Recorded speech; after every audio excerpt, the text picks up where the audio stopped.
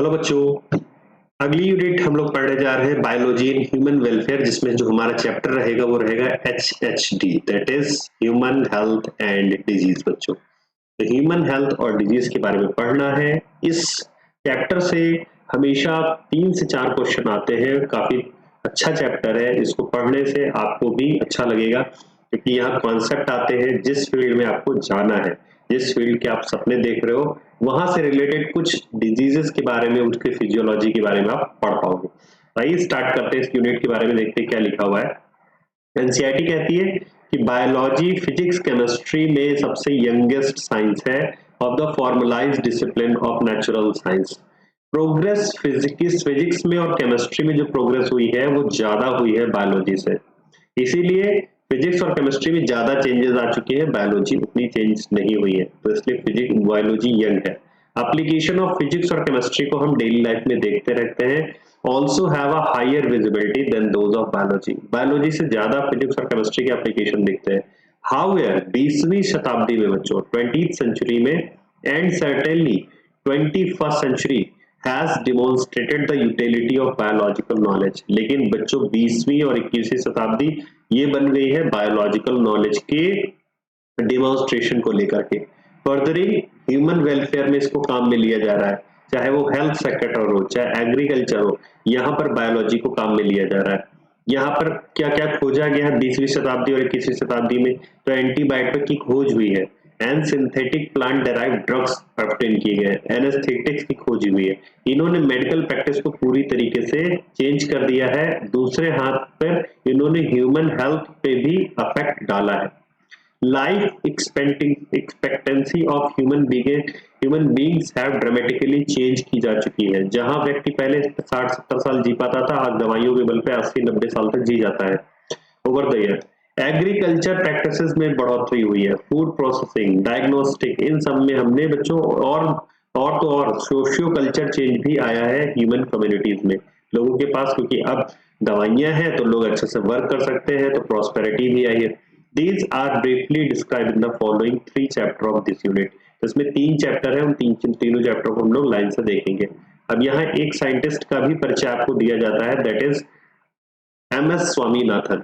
MS Swaminathan के बारे में तब हम पढ़ेंगे बच्चों जब हम अभी प्लांट्स के बारे में पढ़ेंगे। अभी क्योंकि ह्यूमन हेल्थ डिजीज से लेके इनका कोई डायरेक्ट कांटेक्ट है नहीं, इसलिए अभी इनके लिए इनको स्किप कर रहे हैं। जब अभी हम प्लांट से रिलेटेड चैप्टर पढ़ेंगे तो उसमें नए नए प्लांट, गेहूं के, राइस के, ये सब डिस्कवर किए गए, नई वैरायटी बनाई गई, उसके बारे में हम योगदान पढ़ेंगे MS स्वामीनाथन का। चलते हैं हम डायरेक्टली अपने चैप्टर पे, जिस चैप्टर का नाम है ह्यूमन हेल्थ एंड डिजीज।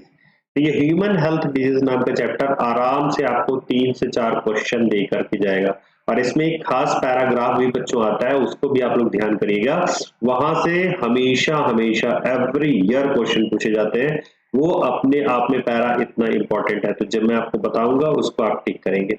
फिलहाल हमें देखना है कि हमें हमारा सिलेबस कहाँ तक है, इसकी बाउंड्री क्या क्या है इस चैप्टर में। तो अगर बाउंड्री की बात करें, हमें पढ़ना है कॉमन डिजीजेज ह्यूमन, इम्यूनिटी के बारे में जानकारी लेनी है, एड्स पढ़ना है, कैंसर पढ़ना है, और उसके बाद आता है 5वां सेक्शन हमारा ड्रग्स और अल्कोहल अब्यूज का। तो इसके बारे में पढ़ाई करनी है हमें, ठीक है।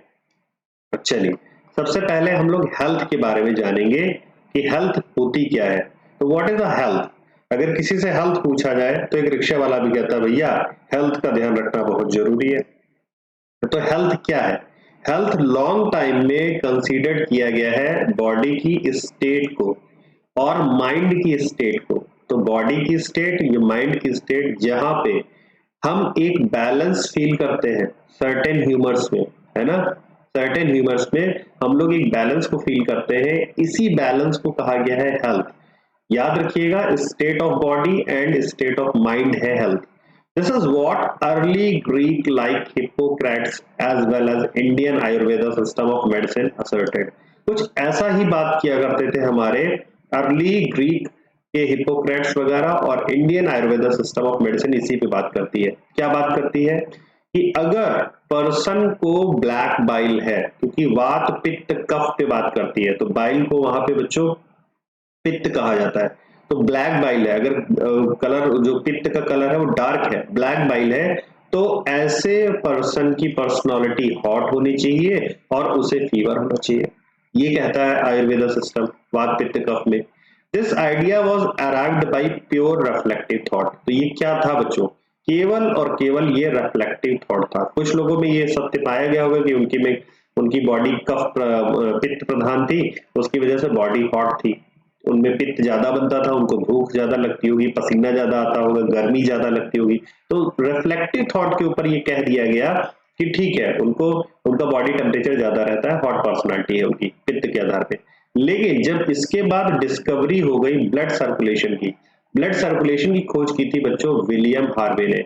इन्होंने 2 टाइप 3 टाइप जितने भी है ना सर्कुलेशन, जैसे आर्टरियस है वेंट्रिकल, 2 आर्टरीज है 2 वेंट्रिकल, ये सारा डबल सर्कुलेशन सिंगल सर्कुलेशन, ये सब सारा सर्कुलेशन इन्होंने ही खोजा था विलियम हार्वे ने। और using experimental method and the demonstration of normal body temperature in the person with black bile using thermometer, this approved good humour hypothesis of the health. तो इन्होंने थर्मामीटर की सहायता से बच्चों विलियम हार्वे ने body के टेम्परेचर को जांचा और इसको डिसअप्रूव किया कि नहीं, पर्सन में अगर ब्लैक बाइल है तो कोई जरूरी नहीं है कि उसमें टेम्परेचर ज्यादा भी हो, उसका सामान्य टेम्परेचर भी हो सकता है। तो ये गुड ह्यूमर हाइपोथेसिस जो हिप्पोक्रेट्स की थी और आयुर्वेदा सिस्टम की थी, डिसअप्रूव की थी, किसने की थी, विलियम हार्वे ने। बाद के ईयर में बायोलॉजी को स्टेट किया गया, स्टेटेड दैट, बायोलॉजी ने स्टेट किया कि दैट माइंड इन्फ्लुएंस करता है। कैसे माइंड हमारा इन्फ्लुएंस होता है, हमारे न्यूरल सिस्टम से हमारा माइंड इन्फ्लुएंस होता है और हमारा एंडोक्राइन सिस्टम से हमारा माइंड इन्फ्लुएंस होता है। हमारा इम्यून सिस्टम भी हमारी हेल्थ को इन्फ्लुएंस करता है, and that our immune system maintains our health. तो यहाँ पे बात समझ में आ रही है, बायोलॉजी बताती है कि माइंड को इन्फ्लुएंस करने वाले न्यूरल सिस्टम है, एंडोक्राइन सिस्टम है, और हमारा इम्यून सिस्टम, और इम्यून सिस्टम हमारी हेल्थ को अफेक्ट करता है। इसलिए हम कह सकते हैं mind comma mental state can affect our health. तो हमारा माइंड यानी ब्रेन हमारी मेंटल स्टेट हमारी हेल्थ को अवश्य अफेक्ट करती है। Of course health is affected by, अब आप बोलोगे हेल्थ तो अफेक्ट होती है और भी फैक्टर्स के कारण, तो हाँ, उन फैक्टर्स को एनसीईआरटी ने यहाँ बच्चों बताया है। पहला फैक्टर बताया एनसीईआरटी ने कि जेनेटिक डिसऑर्डर है। मान लीजिए ये एक माँ है, ठीक है, इस माँ में कोई ऐसी बीमारी हो जाती है, इसका कोई ऐसा जीन चेंज हो जाता है जो ठीक नहीं किया जा सकता, तो बच्चों ये इसका जो बच्चा होगा, जो इसका चाइल्ड होगा, जो न्यूबॉर्न होगा, उसमें भी बीमारी ये पाई जाएगी। तो जेनेटिक डिसऑर्डर जैसा फेनिलकेटोन्यूरिया हो गया, हीमोफीलिया हो गया, जेनेटिक डिसऑर्डर्स हैं। तो deficiencies with which a child is born and deficiencies defects which the child inherit from parent to birth। तो इसमें इसकी बच्चे की कोई गलती नहीं, ये तो माँ से ही इसको ट्रांसफर हुआ है या पिता के जीन से इसको ट्रांसफर हो गई ये बीमारी। ठीक, नेक्स्ट, इन्फेक्शन से भी हमारी डिजीज मिलती है, यानी हमारी हेल्थ खराब होती है इन्फेक्शन से। अब इन्फेक्शन के बारे में भी हम लोग पढ़ेंगे बच्चों, इन्फेक्शन किस किस तरीके के होते हैं। थर्ड, हमारी लाइफ साइकिल जो है, हमारी लाइफ स्टाइल बच्चों, लाइफ स्टाइल है, इसमें हम फूड कैसा लेते हैं, वाटर पानी कैसी उसके एडिक्वेट सप्लाई रखते हैं कि नहीं, साफ पानी पीते हैं कि नहीं, रेस्ट कितना लेते हैं, एक्सरसाइज कितनी करती हैं, ये सब गुड हैबिट्स हमारे बॉडी में कितनी है, इनसे पता चलता है कि हमारे हेल्थ का स्टेटस क्या होगा, हेल्थ अच्छी होगी या बुरी होगी। तो हेल्थ की स्टेटस यहाँ से हम लोग देख सकते हैं। अब हेल्थ के बारे में फिर से कुछ कहा जा रहा है कि नहीं, हेल्थ क्या है, हेल्थ को हम बॉडी के लेवल पे देखें, माइंड के लेवल पे देखें, कैसे देखें। तो एनसीईआरटी कहती है the health is very frequently used by everybody. Health term को सब कोई बहुत फ्रीक्वेंटली यूज करते हैं। How do we define it, हम इसको डिफाइन कैसे करें। तो हेल्थ के बारे में एनसीईआरटी का कहना है कि simply means absence of disease नहीं है। अगर कहता है कि अगर किसी व्यक्ति को डिजीज नहीं है तो आप ये नहीं कह सकते कि वो हेल्दी है ही। क्लियर, एनसीईआरटी डायरेक्ट कह रही कि health does not simply mean absence of a disease. किसी को डिजीज नहीं है तो क्या वो हेल्दी है, या फिजिकल फिटनेस के आधार पे क्या आप हेल्थ को डिफाइन कर सकते हैं। एनसीईआरटी कहती है नहीं, एनसीईआरटी कहती है it could be defined as, health को कैसे हम डिफाइन कर सकते हैं, बॉडी की वो कंप्लीट फिजिकल, मेंटल और सोशल वेल बीइंग होना चाहिए बॉडी लेवल पे। ठीक है। फिजिकल मतलब बॉडी लेवल पे उसकी फिजिकल फिटनेस अच्छी हो, मस्तिष्क के तौर पे वो मजबूत हो, अच्छा सोच पा रहा हो, सोच करके अच्छे कार्यों को कर पा रहा हो, और सोशल, क्योंकि मनुष्य एक सामाजिक प्राणी है, तो अपने समाज में रहते हुए उसका आचरण, व्यवहार, बिहेवियर, ये सब उसका ठीक होना चाहिए, अच्छा होना चाहिए। तभी हम कह सकते हैं कि वह व्यक्ति हेल्दी है, वरना तो वो हेल्दी नहीं है। ठीक है। तो व्हेन पीपल आर हेल्दी, अब हेल्दी रहने के फायदे क्या है? जब पीपल हेल्दी होते हैं तो ज्यादा एफिशिएंटली वर्क कर पाते हैं, ज्यादा एफिशिएंटली वर्क कर पाते हैं तो इससे प्रोडक्टिविटी बढ़ जाती है, प्रोडक्टिविटी बढ़ जाती है तो इकोनॉमिक प्रॉस्पेरिटी बढ़ जाती है, इकोनॉमिक प्रॉस्पेरिटी बढ़ जाती है तो उस देश की जीडीपी आगे बढ़ जाती है, तो वो देश खुशहाल कहलाता है कि जीडीपी अच्छी चल रही है, रुपए पैसे लोग खर्च कर रहे हैं, खुश हैं, घर ले रहे हैं, मकान ले रहे हैं, गाड़ी ले रहे हैं और अच्छी लाइफ स्टाइल जी रहे हैं। हेल्थ ऑल्सो इंक्रीज करती है सभी की लॉन्गेटिविटी को, है ना, जैसा अभी हम लोगों ने शुरुआत में कहा कि 80-90 वर्ष तक लोग जी पा रहे हैं, और इन्फेंट की और मैटरनल मोर्टेलिटी को भी घटाती है। इन्फेंट मतलब जो नए बच्चे जन्मते हैं, न्यूनेट, तुरंत, कई बार अस्पतालों में अच्छी सुविधाएं ना होने से ये मर जाया करते थे, माएँ बच्चों को जन्म देते हुए मर जाया करती थी, तो उनकी भी मृत्यु दर में बच्चों कमी आई है। तो अच्छी हेल्थ से ये भी हम अचीव कर सकते हैं। अब अच्छी हेल्थ के लिए और क्या-क्या करने वाली चीजें हैं जिनको हम करके अच्छी हेल्थ को पा सकते हैं? तो एनसीईआरटी कहती है आप बैलेंस डाइट लीजिए, हरी सब्जियां खाइए, पत्तेदार सब्जियां खाइए, फाइबर लीजिए, दूध पीजिए। ठीक है। तो बैलेंस डाइट आप लीजिए जिसमें आपको फाइबर्स, मल्टीविटामिन्स, फैट, प्रोटीन सब एडिक्वेट मात्रा में आपको मिलता रहे। तो बैलेंस डाइट लेना है, आपको अपनी पर्सनल हाइजीन खुद करनी है।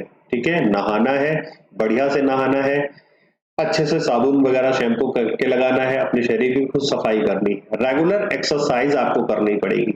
आप रेगुलर एक्सरसाइज करते हैं, चाहे योगा करते हैं, सूर्य नमस्कार कर लीजिए, एरोबिक कर लीजिए, जिम ज्वाइन कर लीजिए, या बाहर कहीं घूमने जाइए, वॉक करने जाइए सुबह सुबह, तो रेगुलर आप इसको करिए, रेगुलर एक्सरसाइज करिए। ये कुछ वेरी इंपॉर्टेंट कहे गए हैं टू मेंटेन गुड हेल्थ। देखिए यहाँ योगा का भी ऑप्शन दे दिया गया। Yoga has been practise since time immemorial, हमें पता ही नहीं कितना पुराना है योग, योग की उत्पत्ति कितनी पुरानी नहीं पता है, सिंस टाइम इममेमोरियल टू अचीव। क्यों योग किया जाता है? फिजिकल और मेंटल हेल्थ दोनों इससे प्राप्त हो जाती है, इसलिए योगा एक अच्छी चीज है। आप फिजिकली फिट होंगे, साथ में मेंटली भी फिट होंगे बच्चों। इसके साथ ही हमें और अवेयर रहना पड़ेगा डिजीज के बारे में, कौन सी डिजीज कैसे हो सकती है, अवेयरनेस होनी चाहिए, उनके इफेक्ट हमें पता होना चाहिए, डिफरेंट बॉडीली फंक्शन, हमारे बॉडी फंक्शन पे क्या क्या हो सकता है। साथ ही हमें वैक्सीनेशन प्रोग्राम में सम्मिलित होना चाहिए, वैक्सीनेशन टाइम टू टाइम कराना चाहिए। वैक्सीनेशन या इसको कहते हैं इम्यूनाइजेशन बच्चों, अगेंस्ट इन्फेक्शियस डिजीज। जैसे अभी कोरोना गया है तो कोरोना के प्रति अगर आप कहें कि नहीं हम वैक्सीन नहीं लेंगे तो गलत तरीका होगा, हो सकता है कोरोना पहले और आपकी जान चली जाए, इसलिए आपको शुरुआत में ही वैक्सीन ले लेनी चाहिए जिससे आप बीमारियों से बच सके। प्रॉपर डिस्पोजल ऑफ वेस्टेज, जो वेस्ट होते हैं हमारे सोशल लेवल पे, घरेलू हाउस होल्ड वेस्ट हो जाते हैं, उनको सोसाइटी में ऐसे ही खुली जगह पे नहीं छोड़ देना चाहिए, जिस तरीके से एनसीईआरटी कहती है वैसे उसको डिस्पोज करना चाहिए। कंट्रोल ऑफ वेक्टर्स, मच्छर मक्खी, इनको कंट्रोल करने के उपाय सोचने चाहिए। Maintenance of hygiene in food, बाहर जो खुले में फूड बिक रहा है, मच्छर जिसमें मक्खियां बैठ रही हैं, जीव जंतु बैठ रहे हैं, उनको खरीद करके नहीं खाना चाहिए वरना आप बीमार पड़ सकते हैं। वाटर रिसोर्सेज को भी हमें साफ करना चाहिए, समय समय पर अपने घर की टंकियों की सफाई करनी चाहिए, अपने आरओ की सफाई करनी चाहिए, जिससे हम स्वच्छ पानी पी सके, are necessary for achieving good health. तो ये कुछ मीजर्स दिए गए बच्चों जिनको आप करके गुड हेल्थ को अचीव कर सकते हैं, एनसीईआरटी ने हमें बताया है। नेक्स्ट, अब डिजीज कब होती है और डिजीज कितने प्रकार की होती है, अगले पैरे में बात हो रही है।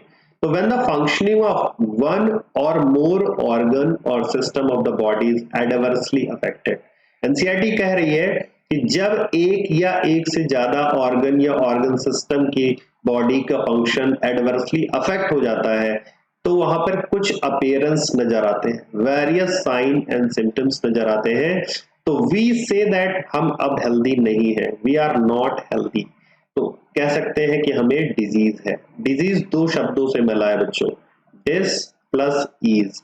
भाई अगर हम डेली लाइफ रूटीन करते रहे हैं, अपने फंक्शन को करने में ईजीनेस महसूस करने, तो हमें ईजीनेस है, लेकिन उसमें डिस्कंफर्ट आने लगे तो यानी उसको क्या बोलेंगे बच्चों, डिजीज। तो हमारी लाइफ की इजीनेस में डिस्कंफर्ट आने लगे, इसी शब्द को कहा गया है डिजीज। क्लियर है?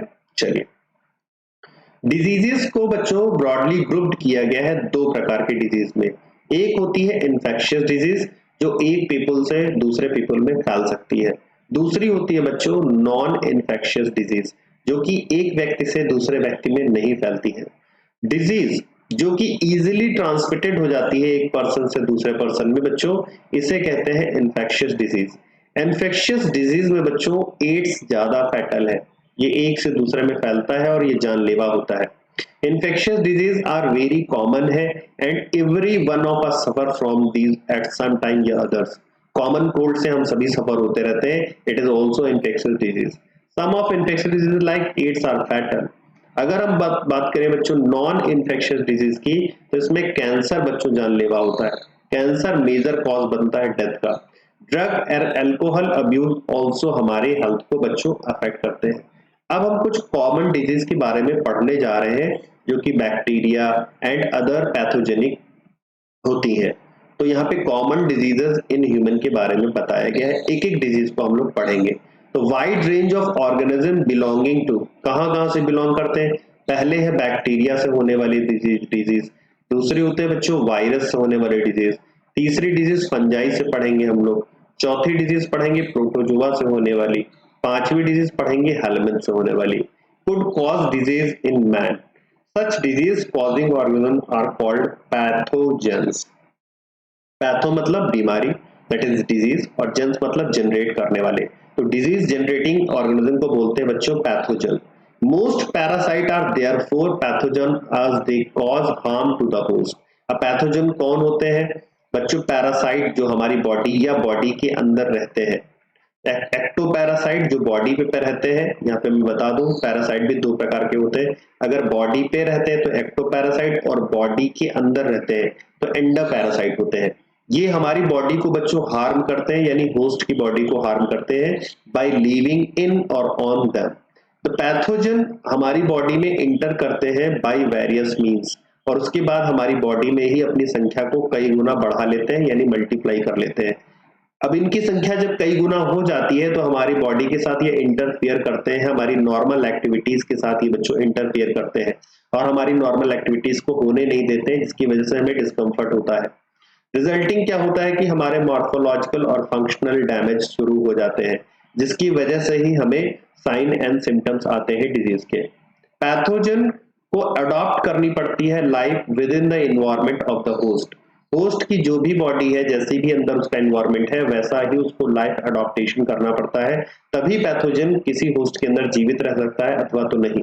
एग्जाम्पल के तौर पे अगर बात करें, जो पैथोजन हमारी गट में जाते हैं उनको पता होना चाहिए कि गट से पहले स्टमक आता है और स्टमक में इनमें लो पीएच होती है, तो उन्हें पता होना चाहिए कि इस लो पीएच से वो कैसे रजिस्ट करेंगे, वो वेरियस डाइजेस्टिव एंजाइम से कैसे बचेंगे। Few representative member from different group of pathogenic organism are discussed किए जा रहे हैं यहाँ पर, along with disease causing of them. Preventive and control measure भी इनके द्वारा बताया जा रहा है कि हम क्या क्या करके इनसे बच सकते हैं। तो एक एक करके पढ़ेंगे। सबसे पहले हम लोग पढ़ेंगे बच्चों आज साल्मोनेला टाइफिन्यूरियम से होने वाली डिजीज।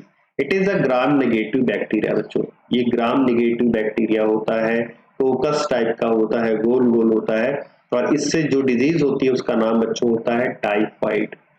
साल्मोनेला टाइफिन्यूरियम या साल्मोनेला टाइफी एक पैथोजेनिक बैक्टीरिया है जो कि टाइफाइड कॉज करता है ह्यूमन बीइंग में। ये जो पैथोजन है जनरली हमारे स्मॉल इंटेस्टाइन में जाता है। स्मॉल इंटेस्टाइन के तीन पार्ट होते हैं, डियोडेनम, जिजेनम, एलियम। तो ये स्मॉल इंटेस्टाइन में ही रहता है, और ये पहुंचता कैसे हमारी बॉडी में? कंटामिनेटेड फूड एंड वाटर के द्वारा, प्रदूषित भोजन करने से और दूषित पानी पीने से बच्चों ये फैलता है। इसीलिए खुले में रखा हुआ भोजन जिसमें मक्खियां इत्यादि बैठी हो नहीं करना चाहिए। तो ये कंटामिनेट कर देता है भोजन और पानी को, और माइग्रेट हो जाता है उसके साथ ही हमारे ब्लड में। अब इसके निशानियां क्या है कि कैसे पता चलेगा आपको टाइफाइड हो गया है? यहाँ पर किसी भी पर्सन को जिसमें टाइफाइड के बैक्टीरिया मौजूद होंगे, 39 से लेके 40 डिग्री सेंटीग्रेड तक का फीवर आएगा। उसको वीकनेस लग सकती है बच्चों, स्टमक में पेन हो सकता है, कॉन्स्टिपेशन हो सकता है, कब्ज हो सकता है उसको, हेडेक सरदर्द हो सकता है, लॉस ऑफ एपेटाइट भूख में कमी देखी जा सकती है। ये कुछ कॉमन सिम्टम है इस डिजीज के। अगर ये पुरानी हो जाती है डिजीज टाइफाइड तो इंटेस्टाइनल परफोरेशन भी हो सकता है और डेथ भी हो सकती है, जान जा सकती है कुछ सीवियर केसेस में। टाइफाइड फीवर को हम बच्चों विडाल नामक टेस्ट से कंफर्म करते हैं। अगर किसी को टाइफाइड है या मियादी बुखार है तो इस टेस्ट में विडाल टेस्ट डॉक्टर कहते हैं कराने के लिए। इसमें आपका ब्लड लिया जाता है और इस टेस्ट को करके 2-4 घंटे में आपकी रिपोर्ट दे दी जाती है। आप पॉजिटिव पाए जाते हैं साल्मोनेला टाइफी के लिए। यहाँ पर क्लासिक केस बच्चों एक मेडिसिन में पाया गया है और वो मैरी मेलन का केस है। इनका निकनेम इसलिए पड़ गया था टाइफाइड मैरी। इनका पूरा नाम था मैरी मेलन, लेकिन टाइफाइड इनसे फैला ज्यादातर लोगों को, इसलिए सब लोगों ने इनका निकनेम रख दिया टाइफाइड मैरी। एक्चुअली यहाँ पे इनका नाम इसलिए आ रहा है क्योंकि ये प्रोफेशन से कुक थी और ये कुक थी तो वहां पर इनको टाइफाइड हो गया था। अब ये इनको अगर टाइफाइड हुआ था, बुखार आ रहा था, घर जाना चाहिए था, बट ये होटल में काम करती रही और इनके द्वारा प्लेट्स वगैरह जो भी सर्व की गई कस्टमर्स को, उनको भी टाइफाइड के बैक्टीरिया फैलते रहे। अब जैसे भी वो फैले हो, बट इन्होंने पूरे शहर को लगभग बीमारी बांट दी थी। बाद में जब बहुत सारी सर्च हुई तब इनका नाम पता चला कि इनसे फैल रहा है, ये सोर्स है। बैक्टीरिया जैसे कि स्ट्रेप्टोकोकस न्यूमोनी और हीमोफिलस इन्फ्लुएंजाई रिस्पॉन्सिबल है डिजीज लाइक न्यूमोनिया। तो इसको याद करिएगा बच्चों, न्यूमोनिया में कौन मेनली स्ट्रेप्टोकोकस न्यूमोनी ही काज करता है। हीमोफिलस इन्फ्लुएंजाई तो बच्चों साथ साथ बस ये एक्सीडेंटल कुल मिला के कह सकते हैं केस है। ये हो सकता है आपको जुकाम लाइक सिम्टम हो, लेकिन जाकर के एल्वेओलाई को अफेक्ट करने वाला स्ट्रेप्टोकोकस न्यूमोनी है। लेकिन अभी एनसीईआरटी कह रही है तो आप याद कर लीजिए दोनों को कि स्ट्रेप्टोकोकस न्यूमोनी और हीमोफिलस इन्फ्लुएंजाई रिस्पॉन्सिबल है निमोनिया कॉज करने के लिए ह्यूमन में, जो कि हमारी लंग की एल्वेओलाई को अफेक्ट करती है। ये लंग की एल्वेओलाई और कुछ नहीं है, एयर फिल्ड सैक्स होते हैं लंग्स के और इनमें फ्लूइड भर जाता है। फ्लूइड भरने से हमारे रेस्पिरेटरी सरफेस एरिया कमजोर हो जाता है या कम हो जाता है, जिसकी वजह से सांस लेने में दिक्कत होती है। यही सारे सिम्टम्स न्यूमोनिया कहे जाते हैं। As a result of infection alveoli get filled with fluid, तो एल्वेओलाई में बच्चों फ्लूइड फिल्ड हो जाएगा, जिससे सेवियर प्रॉब्लम होगी रेस्पिरेशन में, सांस लेने में दिक्कत होगी। सिम्टम्स ऑफ निमोनिया बच्चों क्या क्या होते हैं सिम्टम्स शुरुआती अवस्था में बच्चों? यहाँ पे जाड़ा लगेगा, फीवर आएगा, चिल लगेगा, खांसी आएगी, सर दर्द होगा। सीवियर केस होंगे तो लिप्स और फिंगर्स में ग्रे टू ब्लूइश हो सकते हैं बच्चों। फिंगर और लिप्स आपको कलर चेंज करते हुए दिखेंगे तो समझिए निमोनिया सीवियर हो गया है, क्योंकि ऑक्सीजन का लेवल घटने लगेगा। ऑक्सीजन के घटने के वजह से ही ऐसा हो रहा है। हेल्दी पर्सन को ये इन्फेक्शन कहां से आया? बाय इनहेलिंग द ड्रॉपलेट या aerosols related by an infected person.